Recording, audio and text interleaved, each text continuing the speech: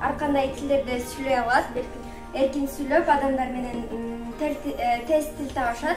Анан төртүнчүсү болсо ар кандай идеяларды ойлоп, ар баскан жерде идеяларга бай. Ошо адамдар менен жакшы мамиледе анан баарлашууну кылыш керек. Журналист. Бул универсалдуу болуш керек. Мисалы журналист жаңылык жаратууда кайсы жак барбасын, колунда дайыма диктофон, видеокамера жана блокнот болуш керек. Деген сөзгө кездешип калдык го.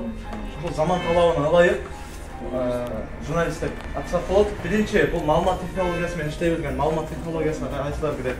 Ноутбук менен, диск, USB баардык технологиялар менен иштей билген журналист баардыгын өздөштүргөн. Ал эми экинчи өзгөчөлүк социалдык тармактардын дүйнөсүн түшүнө билген. Азыр социалдык тармактарда иштей билген журналист жок да.